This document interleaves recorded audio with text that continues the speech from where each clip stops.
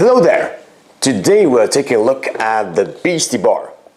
You are a wonderful animal who is trying to get into the bar. That's a heaven's gate. It's a really cool place where you can have a drink and dance, for the animal folks of course. So I think let's take a look how the game works and then I'll give you my opinion about this game. So each player has an identical cards of animals from 1 to 12 and they each have a power. So, and on the beginning of the game each one of you will get a hand of 4 cards basically shuffled. Then you get 4 cards in your hand, the other one is your draw deck, and on your turn you're gonna play one of the cards in the center and then draw to up to 4 cards, to basically draw on cards. That's the whole game, but I'm going to explain you what else is in here. First of all, the mission of the game is to get into the bar, the Heaven's Gate. Whoever gets the most animals into the bar is the winner of the game. And the game ends when all the animals are played, all the cards from the hands are played. You can also play a variant where you play for points. I play basically whoever gets the most animals. I don't really care about the points. But you can play with the points, so whoever you get into the bar will give you a certain amount of points, and whoever has the most points is the winner of the game. Now, let's say, let's start the game. So I'm going to start the game, I'm going to place a card. You're going to place it in the nearest available spot to the next to the Heaven's Gate. So, for example, I'm going to play Kangaroo right here. So the next player has his 4 starting cards.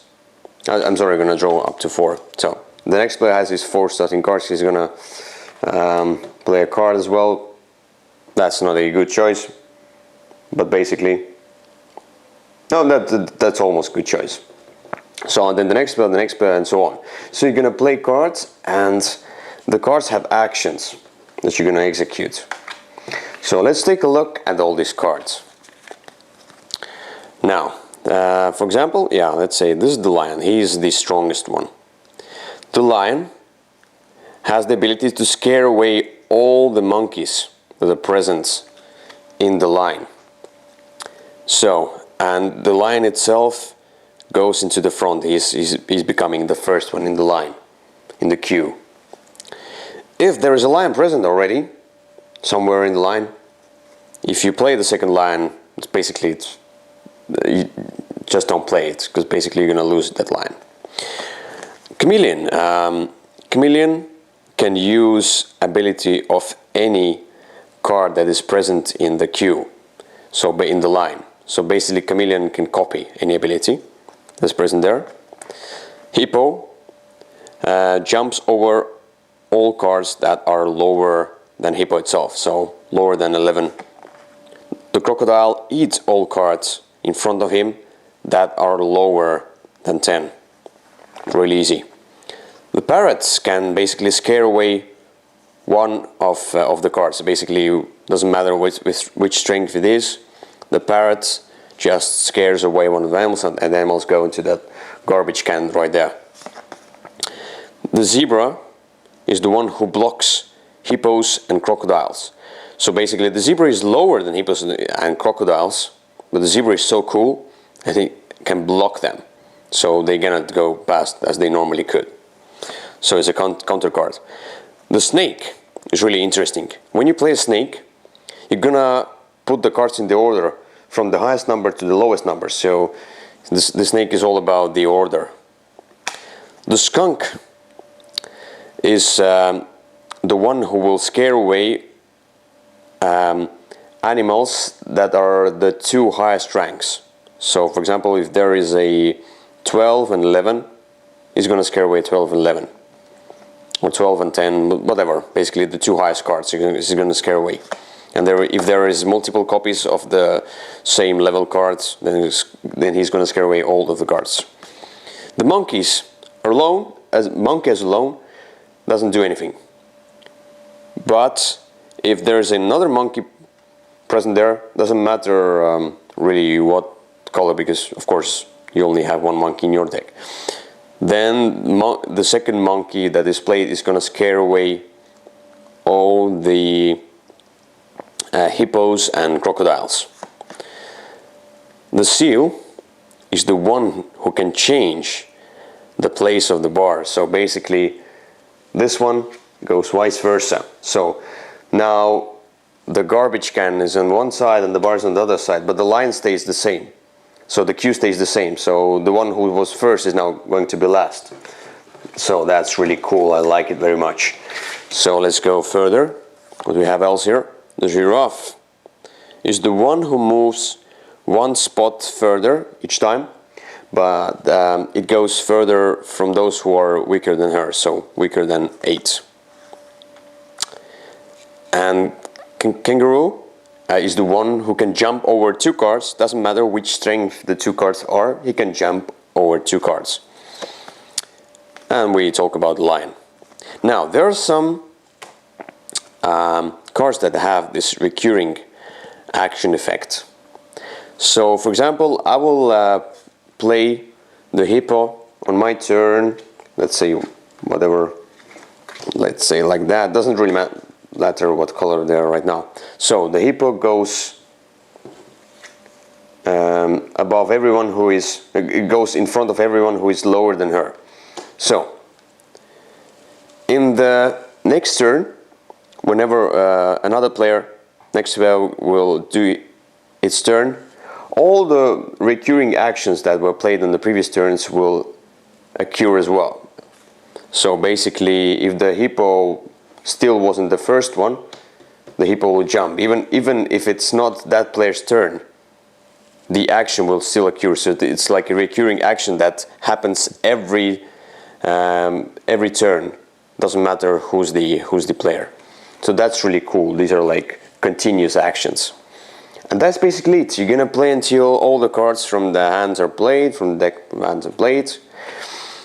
Oh, but yeah, the most important thing, how are you gonna get in the bar? Whenever the queue fills up to 5 cards, for example, nobody eats anyone, nobody throws out anyone, fills up to 5 cards, the first 2 cards in the line will get into the bar, the last card will go into the garbage. And then this one will go up into the queue, and then we're going to continue. That's it. Whoever gets the most animals, or if you play for the points, whoever gets the most points is the winner of the game. That's how you play Beasty Bar.